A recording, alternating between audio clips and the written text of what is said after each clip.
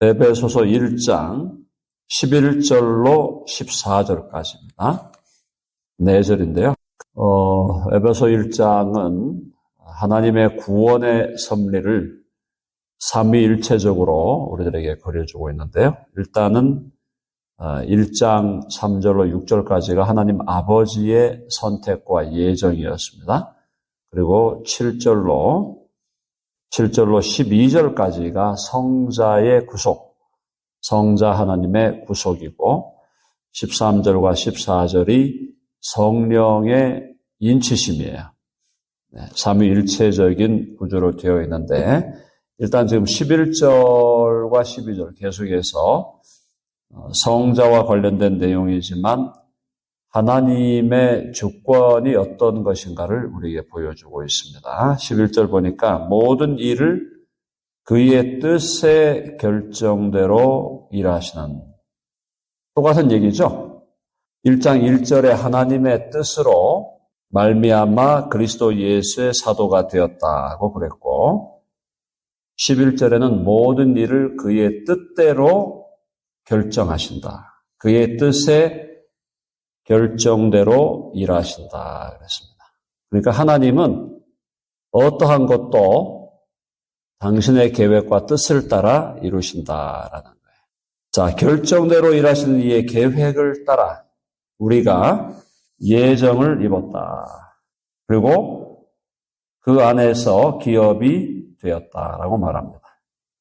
자, 예정과 선택을 입었고 우리가 어떻게 됐다고요?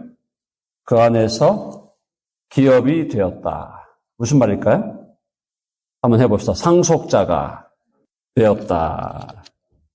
하나님이 우리를 그리스도 안에서 예정하셔서 하나님의 아들들과 딸들이 되게 하신 것은 하나님의 영원한 나라를 이어받을 상속자가 되게 하신 것이다. 한번 해봅시다. 나는 상속자다. 자, 저와 여러분 사실은 유업을 이어받은 유산을 크게 아마 받으신 분들은 여기 없으리라고 생각합니다. 앞으로 그렇게 예상도 안 되는데 우리는 하나님의 유업을 받았다는 거예요. 하나님의 상속을 받았다. 뭐를? 하나님이 가지고 계신 영원한 나라를 우리가 유업으로 이어받게 되었다. 그래서 우리가 이걸 자꾸 잊어버리지만은 나는 영적인 의미에서 정말 부유한 사람이다.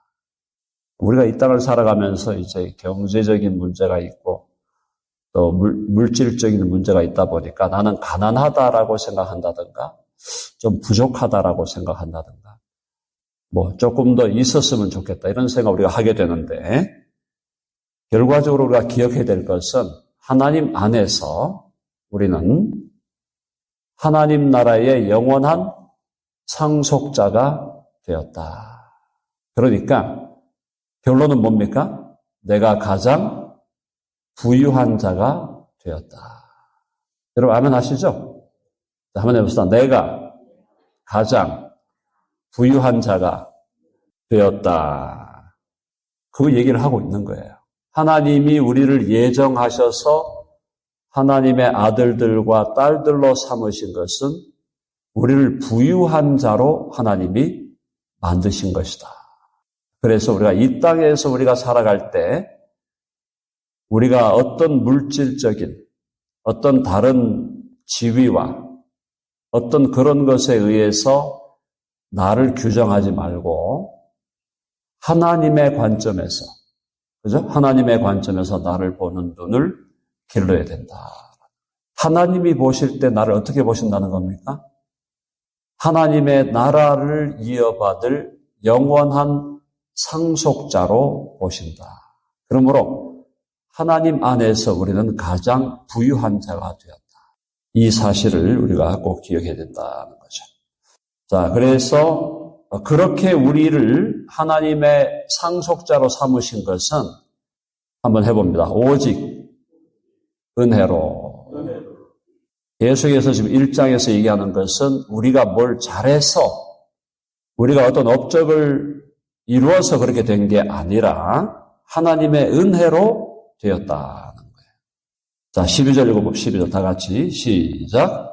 이는 우리가 그리스도 안에서 전부터 바라던 그의 영광의 찬송이 되게 하려 하심이라. 그렇게 우리를 하나님이 당신의 아들과 딸로 상속자로 삼으신 것은 우리가 그리스도 안에서 전부터 바라던, 우리가 예수님을 믿으면서 계속 소망해 왔던, 이 말이에요. 계속 소망해 왔던 그의 영광, 하나님의 영광. 하나님을 바라본다는 거죠. 저와 여러분이 예수 그리스도를 믿게 되면 하나님의 영광을 바라보게 되고 기대하게 되는데, 우리가 그리스도 안에서 바라고 소망했던 하나님의 영광에 대한 찬송이 되게 하려 하심이라. 하나님을 찬송하는 자가 되게 하려는 것이다. 계속해서 하나님을 찬송하고 찬양하는 것이 우리에게 하나님께서 우리에게 베푸신 은혜에 대한 우리의 정당한 반응이다라고 말씀하고, 감사와 찬양이 우리의 마음속에, 우리의 심령 속에 계속 넘쳐나야 된다. 어떻게 할 때? 은혜를 깨달을 때.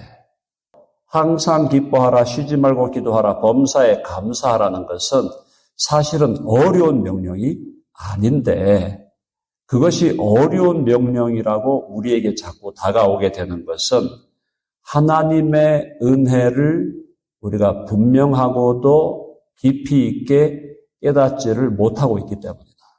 말씀을 통해서 하나님의 은혜를 바르게 깨닫고 그 하나님의 은혜를 깊이 깨달을 때 우리의 마음에는 항상 기쁨, 쉬지 말고 기도하고 범사에 감사하는 그것이 우리의 인격화된다, 체화된다.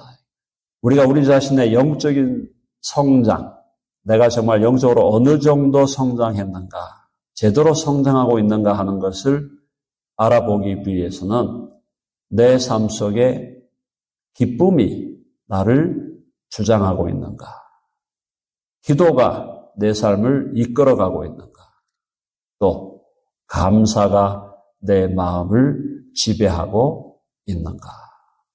그걸 놓치면 안 돼요. 우리가 자주 놓치죠.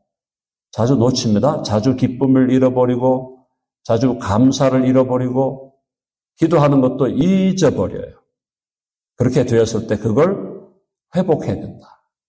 순간순간 기쁨이 약해지면 기쁨을 회복하고, 기도가 약해지면 기도를 회복하고, 감사가 약해지면 감사를 회복해 나가는, 그것이 우리 신앙생활에 매우 중요한 과제다라는 겁니다. 다시 한번 하나님께서 우리를 창세전에 예정하시고 선택하셨고, 그리고 그리스도의 피로 우리를 구속하시고 우리의 죄를 사해 주신 다음에 예수 그리스도를 나의 주님과 구주로 우리가 믿고 그분을 영접하고 그분 앞에 무릎을 꿇을 때에 어떤 일이 벌어지느냐? 성령이 오신다는 거예요. 자, 13절 읽어보겠습니다. 다 같이 시작. 그 안에서 너희도 진리의 말씀, 곧 너희의 구원의 복음을 듣고 그 안에서 또한 믿어 약속의 성령으로 인치심을 받았으니. 인치심 받았죠? 우리가 믿게 되는 것이 어떻게 믿었냐는 거예요. 듣고 믿었다. 너희도 진리의 말씀, 진리의 말씀이 곧 뭐냐? 너희의 구원의 복음이에요. 그러니까 굉장히 중요한 얘기죠. 진리의 말씀은 우리는 곧 하나님의 말씀, 성경으로 보는데 이 진리의 말씀을 결국 요약하면 뭐다? 구원의 복음이다. 사랑하는 여러분, 성경을 읽을 때 성경을 읽는 제1차 목표가 뭐라 그랬죠? 구원을 받기 위해서 읽는 거예요. 그러니까 성경이 진리의 말씀이라고 할 때 이 진리의 말씀은 구원에 이르게 하는, 그리스도 예수 안에서 우리로 하여금 믿음으로, 그리스도 예수 안에 있는 믿음으로 말미암아 구원에 이르는 지혜가 있게 하느니라. 디모데 후서 3장 15절 말씀 그대로 이어진다는 거예요. 너희도 진리의 말씀 곧 너희의 구원의 복음을 듣고 그 안에서 또한 믿어. 근데 지금 그 안에서가 두 개가 다 나와 있잖아요. 13절에 그 안에서 너희도 진리의 말씀 곧 너희의 구원의 복음을 듣고 또 그 안에서 또한 믿어. 그리스도 예수 안에서 구원의 복음을 듣고 그리스도 예수 안에서 그 구원의 복음을 믿어. 혹은 그리스도를 믿어. 한번 해봅시다. 믿음은 들음에서 난다. 그래서 우리가 교회에 모일 때마다 이렇게 예배를 드리고 주일날, 평일날, 수요일날 늘 말씀을 듣는 것에 우리는 포커스를 하는 거예요. 믿음은 들음에서부터 나오는 거예요. 우리의 믿음이 처음부터 시작될 때도 들음으로부터 진리의 말씀을 듣고 구원의 복음을 들음으로 믿음이 생기는 거고 그 믿음이 자라는 것도 구원의 복음, 진리의 말씀을 들음으로 믿음이 자라나는 거예요. 그러니까 이 듣는다는 게 너무너무 중요해요. 그래서 하나님의 말씀을 듣고 또 그 말씀을 믿어 그 다음 어떻게 되어 있어요? 약속의 성령으로 인치심을 받았다. 저와 여러분이 예수 그리스도를 믿을 때에 성령이 우리 안으로 들어오신다. 성령이 우리 안으로 들어오셔서 우리에게 도장을 딱 찍는다는 거예요. 도장을 찍을 때 이 도장 찍는 거 왜 찍죠? You are mine. 너는 이제 나의 소유가 되었다. 하나님의 소유된 백성이다. 그래서 하나님이 너는 이제 나의 소유다라는 것을 확인하기 위한 도장을 찍게 된다는 거죠. 약속의 성령은 하나님께서 우리에게 주시겠다고 한 약속된 성령이에요. 성령을 부어주시겠다고 한 그대로 약속의 성령으로 인치심을 받았다. 성령이 우리에게 sealing, 영어로 sealing이니까 도장을 찍어서 우리가 누구에게 속한 자다? 하나님께 속한 자라는 것을 확인했다. 자, 한번 도장을 찍었습니다. 이 도장이 지워질까요? 안 지워질까요? 안 지워지죠. 오늘날 말로 하면은 짐승에게 인두를 활용해서 짐승에게 도장을 딱 찍는 거나 똑같은 거예요. 성령으로 우리 영혼에 인을 쳐서 우리의 영혼이 하나님께 속한 자라는 것을, 우리의 영혼이 하나님의 소유가 되었고 하나님의 자녀가 되었고 그리스도의 신부가 되었고 성령의 전이 되었다는 것을 도장을 꽉 찍어서 꾹 눌러가지고 찍어가지고 막 살이 타듯이 막 지지듯이 막 지져가지고 그냥 확 찍어 놓은 거예요. 우리 영혼에다가 성령의 불로 인두를 막 해가지고 지져 놓은 거예요. 그래서 우리 영혼은 이제 거듭난 영혼은 성령의 인이 박혔다. 자, 그걸 우리가 믿기 때문에 참된 의미에서 한번 구원받은 사람은 영원히 구원받는 겁니다. 절대 그 인을 성령의 도장을 지울 수가 없다는 얘기예요. 자, 그 얘기를 다시 14절에 같은 말인데요. 같은 의미의 말씀을 해주고 있습니다. 14절 다 같이 시작. 이는 우리 기업의 보증이 되사 그 얻으시는 것을 속량하시고 그의 영광을 찬송하게 하려 하심이라. 도장을 찍고 성령으로 인을 찍는 것은 뭘 의미하는 거냐? 보증한다. 보증. 이 보증이라는 말이 이제 보증금이라는 말과 같은 말이에요. 밑에 우리 줄을 보면 성경에 디파짓만이에요. 성령을 우리 안에 주셔서 성령이 우리 안에 들어서서 우리 영혼에 인을 찍는다는 것은 보증한다는 거예요. 개런티다. 개런티. 이 사람의 영원한 구원, 이 사람이 영원한 하나님 나라의 기업을 받는 것을 보증하겠다라는 것이 성령의 도장을 찍는 거예요. 자, 이는 성령의 인치심을 우리가 받게 된 것은 우리 기업의 보증, 이 기업은 역시 우리가 받을 상속이죠. 하나님의 나라. 영원한 하나님의 나라 유산이에요. 그것의 보증이 된다. 개런티다. 디파짓이다. 보증이 되어서 그 얻으신 것, 결국 우리를 속량하시고, 어떻게 속량했습니까? 그리스도의 피로 속량하시고, 그 다음에 그 결과로 그의 영광을 찬송하게 하려 하십니다. 그래서 하나님께로부터 은혜로 거저 값없이 구원을 받아 하나님의 자녀가 되고 영원한 하나님의 나라를 상속받을 자가 되었다.